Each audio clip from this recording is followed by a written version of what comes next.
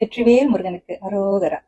கோயில்களை பாத்தீங்கன்னா முருகப்பெருமானுடைய உருவச்சிலையை பூஜிக்கின்றார்கள். அதே சமயத்துல ஒரு சில கோயில்களை முருகப்பெருமானின் வேல் இருக்குங்க இல்லையா, அந்த வேலுக்கு மட்டும் பூஜை நடக்கும்.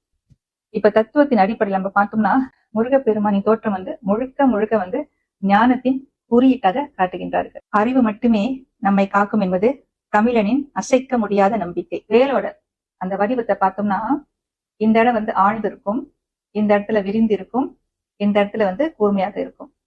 சிவபுராணத்துல ஒரு பாடல் வரி வரும், ஆழ்ந்து அகன்ற நுண்ணியனே அப்படின்னு சிவபெருமானை பாடியிருப்பார். சிவன் வேறல்ல, முருகன் வேறல்ல.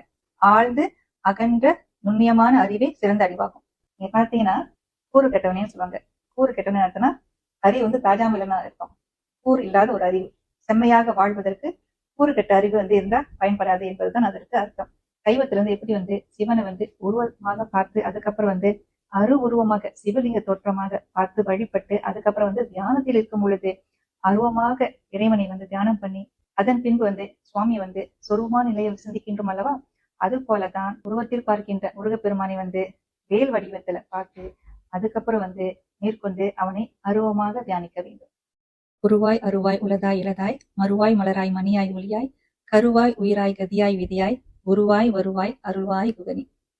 உருவாய் அருவாய் உருவத்தில் நாம் வணங்குகின்ற முருகப்பெருமானை அருவத்திலும் நாம் காண வேண்டும். அதுதான் அந்த அனுபூதி. எப்படி சூரபத்மனின் அந்த அஞ்ஞானத்தை தனது ஞான வேளால் அகற்றினாரோ, இந்த கந்த சஷ்டி விரதத்தை மேற்கொண்ட அனைவருக்குமே அஞ்ஞானம் என்ற இருள் விலக வேண்டும்.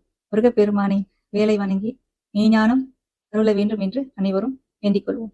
செய்வதற்கு அனைவருக்கும் நன்றி, வணக்கம். திருச்சிற்றம்பலம்.